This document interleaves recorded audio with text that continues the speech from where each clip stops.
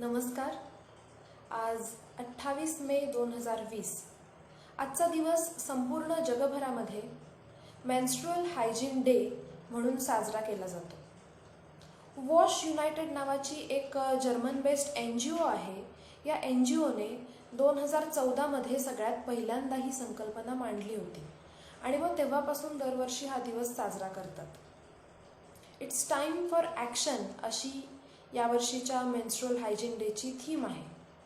मग आता मूळ प्रश्न असा उपस्थित होतो की असे दिवस साजरे करण्याची गरज का बरं भासली असेल, किंवा असे दिवस साजरे करण्यामागं नेमका काय उद्देश असू शकतो.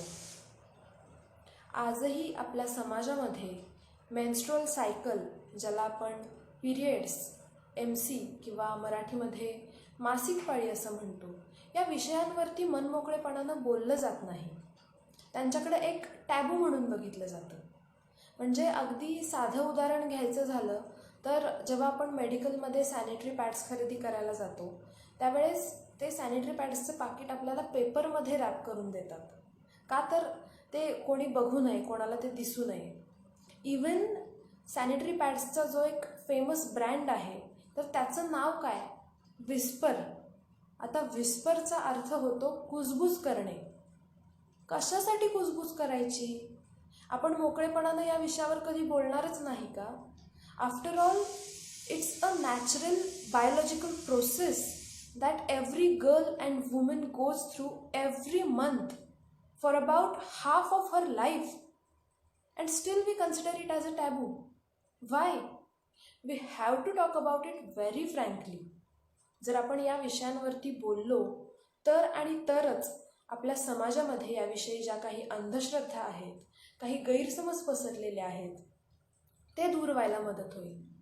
आणि मग स्त्रिया या दिवसामध्ये ज्या मानसिक आणि शारीरिक त्रासाला सामोऱ्या जातात तो त्राससुद्धा काही प्रमाणात कमी होईल.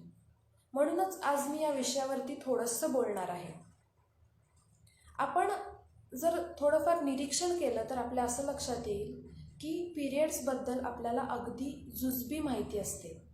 अक्षरशः आपला समाज या बाबतीत अज्ञानी आहे असं जरी म्हणलं तरी वावगं ठरणार नाही. कारण मी स्वतःवरून सांगते, ज्यावेळेस मी या विषयाबद्दल माहिती गोळा करत होते, या विषयाच्या संदर्भात काही सर्वे आहेत त्यांचा अभ्यास करत होते, त्यावेळेस इतक्या नवीन नवीन गोष्टी माझ्या समोर आल्या. That time I was very surprised to know that this topic has so many aspects and we are totally unaware about all that. एक सर्वे आहे, त्या सर्वेनुसार भारतातल्या प्रत्येकी 10 मुलींपैकी 3 मुलींना त्यांच्या पहिल्या पिरियड्सच्या वेळेस त्या बाबतीत काहीही नॉलेज नसतं. आपल्यासोबत हे काय घडतंय हे त्यांना समजत नसतं आणि मग त्यामुळे त्यांना अनेक अडचणींना त्यावेळेस तोंड द्यावं लागतं. मग मला असं वाटतं की मुलगी 8 किंवा 9 वर्षाची झाल्यावर तिच्या पालकांनी किंवा तिच्या शिक्षकांनी कुठलाही संकोच न बाळगता या विषयांवरती तिच्याशी बोललं पाहिजे. आज आपल्याकडं अनेक पर्याय उपलब्ध आहेत. जसं की मेन्स्ट्रुपीडिया नावाचं एक कॉमिक आहे.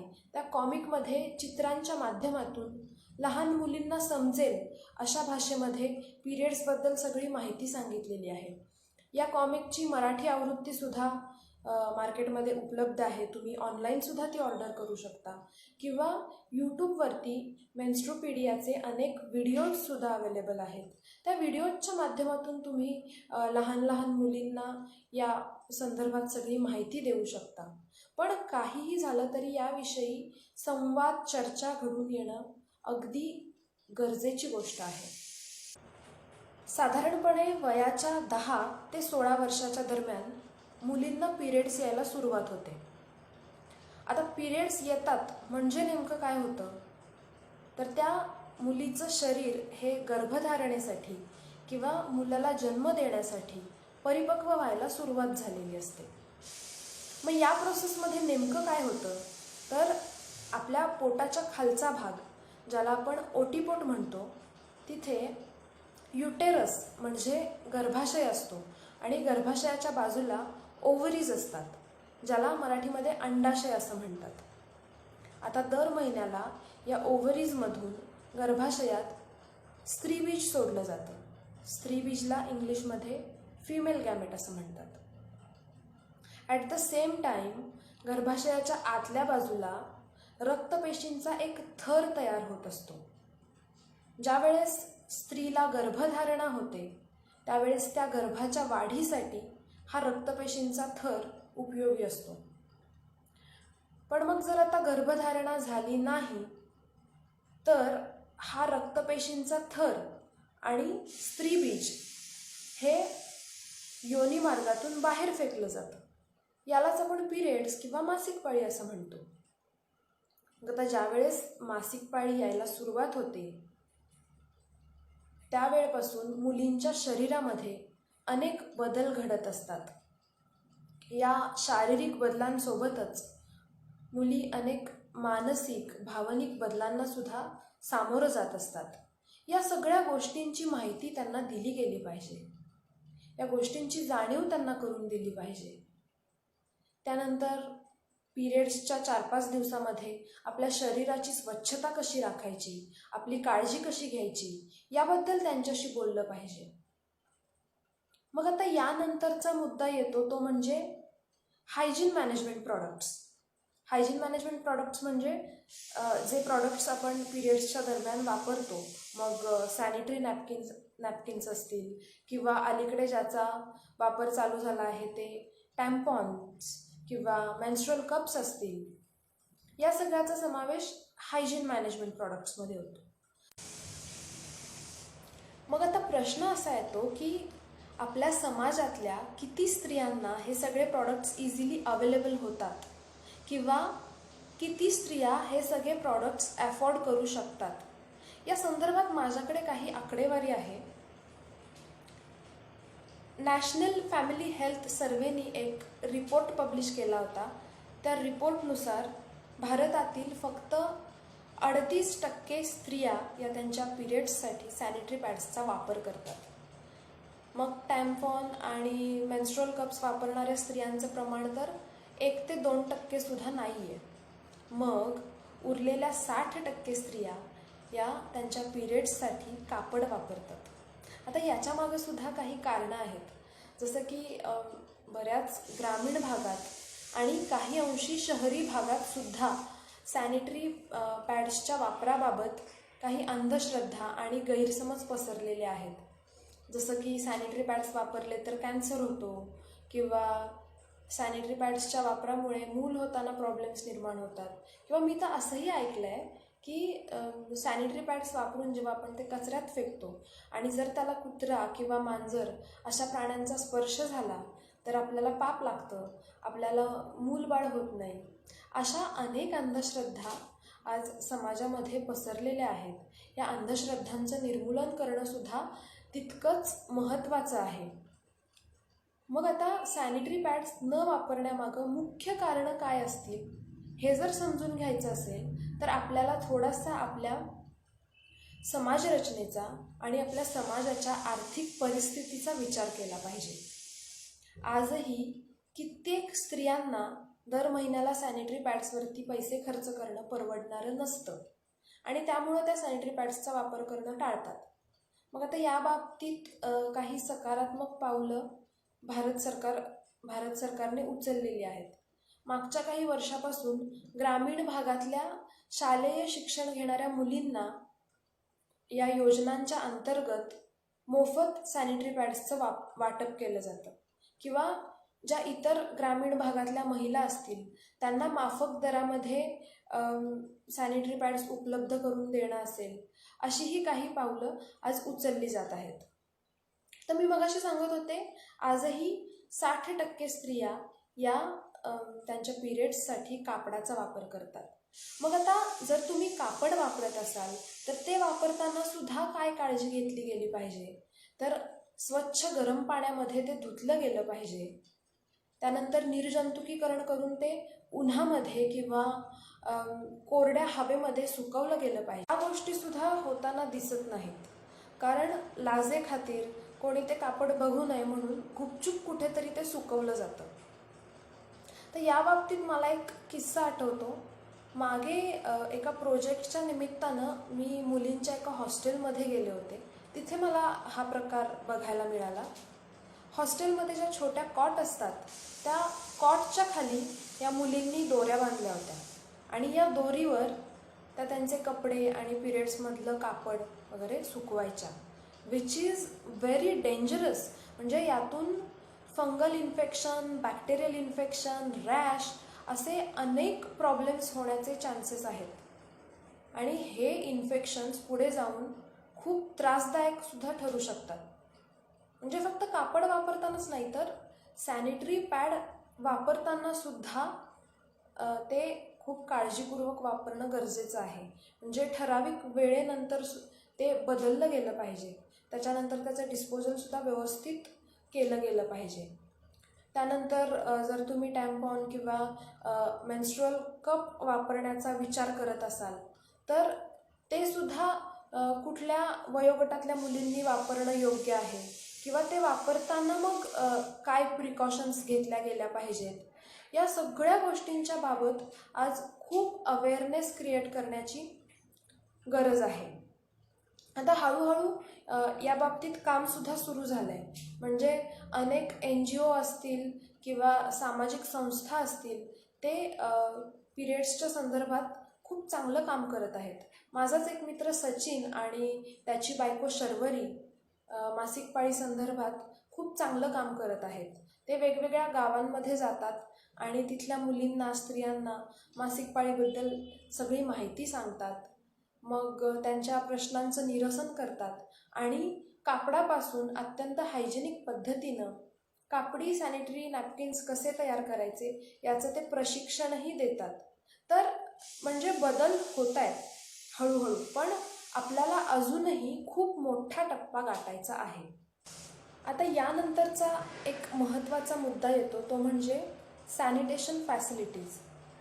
सॅनिटेशन फॅसिलिटीज म्हणजे सार्वजनिक ठिकाणी, शाळा कॉलेजेसमध्ये किंवा वेगवेगळ्या ऑफिसेसमध्ये पिरियड फ्रेंडली स्वच्छतागृह उपलब्ध करून देणं किंवा पिरियड्समध्ये ज्या सोयीसुविधांची आवश्यकता असते त्या सोयीसुविधा प्रोव्हाइड करणं. पूर्वी ना काही मागास भागांमध्ये आणि दुर्दैवानं आजही काही भागात एक प्रथा पाळली जाते, एक पद्धत रूढ आहे. ती म्हणजे मुलींना जेव्हा पिरियड्स यायला सुरुवात होते त्यानंतर त्यांची शाळाच बंद करून टाकली जाते आणि अगदीच शाळा बंद नाही केली तर त्या 4-5 दिवसांमध्ये त्यांना शाळेत पाठवलं जात नाही. आजही आपण आपल्या आजूबाजूला अशा बऱ्याच मुली बघतो की त्या पिरियड्सच्या 4-5 दिवसामध्ये शाळा बुडवतात.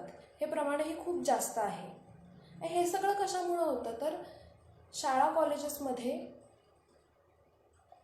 स्वच्छतागृहांची सोय व्यवस्थित नसणं. अगदी ऑफिसेसचे सुद्धा हेच हाल आहेत. म्हणजे टॉयलेट्स आहेत तर तिथं स्वच्छता नाही आहे किंवा मग मुबलक प्रमाणात पाणी उपलब्ध नाही आहे. अशा बऱ्याचशा प्रॉब्लेम्सना स्त्रिया फेस करत असतात. अगदी कालच आउटलुक मॅगझिनमध्ये एक आर्टिकल पब्लिश झालं होतं. त्याच्यामधली आकडेवारी तर अगदी धक्कादायक अशी होती. म्हणजे त्या आकडेवारीनुसार आजही भारतातल्या 51% शाळांमध्ये प्रॉपर सॅनिटेशन फॅसिलिटीज उपलब्ध नाहीत. ही खूप गंभीर बाब आहे आणि या बाबतीत खूप जास्त काम होणं गरजेचं आहे. आता अजून एक मुद्दा जो मघाशी बोलता बोलता राहून गेला तो म्हणजे पिरियड्सच्या दरम्यान मुलींना होणारा शारीरिक त्रास. आज बऱ्याच मुलींना पिरियड्सच्या दिवसात प्रचंड पोटात दुखतं किंवा कंबर दुखते, पाय दुखतात. आता आपल्याला असं सांगितलं जातं की हे सगळे त्रास होणं नॉर्मल आहे, सगळ्यांना हे त्रास होतात, त्यामुळं आपण त्याच्याकडं दुर्लक्ष करतो किंवा ते सहन करत राहतो. पण हे त्रास एका ठराविक लिमिटनंतर सहन करणं अतिशय धोकादायक ठरू शकतं. कारण सगळ्याच मुलींना, सगळ्याच स्त्रियांना हे त्रास होत नाहीत. जर तुम्हाला ते त्रास होत असतील आणि या त्रासामुळे तुम्ही तुमची रोजची कामंसुद्धा इफिशियंटली करू शकत नसाल तर तुम्हाला डिस्मेनोरिया हा आजार असू शकतो आणि त्यावर वेळीच उपचार घेणं गरजेचं आहे. आता डिस्मेनोरियासोबतच पिरियड्सशी रिलेटेड अजून बरेचसे आजार असतात, जसं PMS असेल, ज्याला प्री मेन्स्ट्रुअल सिंड्रोम असं म्हणतात, किंवा हेवी ब्लड फ्लो होत असेल, क्लॉटिंग होत असेल, किंवा अगदीच ॲम्नोरियासारखा आजार असतो, म्हणजे एका विशिष्ट एजनंतरसुद्धा काही मुलींना पिरियड्स येत नाहीत. तर असे बरेच आजार आहेत. आता त्याबद्दल मी अगदी डिटेलमध्ये बोलणार नाही. याचे बरेचसे व्हिडिओ यूट्यूबवरती अवेलेबल आहेत. या सगळ्या आजारांची माहिती घ्या. आज या सगळ्या आजारांवरती उपचार उपलब्ध आहेत, औषधं आहेत वेगवेगळी. जर तुम्हाला अशी काही लक्षणं जाणवत असतील किंवा असा काही त्रास होत असेल तर अगदी मनमोकळेपणाने कोणाशी तरी त्याविषयी बोला, किंवा स्त्रीरोग तज्ज्ञांचा सल्ला घ्या. आणि चुकूनही या सगळ्या गोष्टींकडं दुर्लक्ष करू नका, कारण भविष्यात हे छोटे छोटे वाटणारे प्रॉब्लेम्स खूप त्रासदायक ठरू शकतात. प्राथमिक स्वरूपात मला जे मुद्दे महत्त्वाचे वाटले त्याविषयी मी तुमच्याशी बोलले, पण पिरियड्सविषयी अशा अजून बऱ्याच गोष्टी आहेत ज्या तुम्ही जाणून घेणं गरजेचं आहे. आज आपल्या सगळ्यांकडे स्मार्टफोन्स आहेत, इंटरनेट ॲक्सेस आहे, तर निदान मेन्स्ट्रुअल हायजीन डेच्या निमित्तानं का होईना पण प्रत्येकानं या विषयाची माहिती करून घेतली पाहिजे. फक्त मुलींनीच नाही तर मुलांनीसुद्धा याविषयी जाणून घेतलं पाहिजे, कारण तुमच्या घरी तुमची आई, बहीण, बायको, मुलगी दर महिन्याला या फेजमधून जात असतात. जर तुम्ही स्वतःमध्ये पिरियड्सकडे बघण्याचा एक सायंटिफिक ॲप्रोच डेव्हलप केला तर निश्चितच तुमच्या घरातल्या स्त्रियांना त्याचा फायदा होऊ शकतो, किंवा त्यांचा त्रास थोड्याफार प्रमाणात का होईना कमी होऊ शकतो. कारण या दिवसामध्ये स्त्रियांमध्ये बरेचसे मूड स्विंग्स बघायला मिळतात, कारण होणाऱ्या शारीरिक त्रासामुळे त्यांची चिडचिड होत असते, किंवा मध्येच त्या भावनिक होत असतात.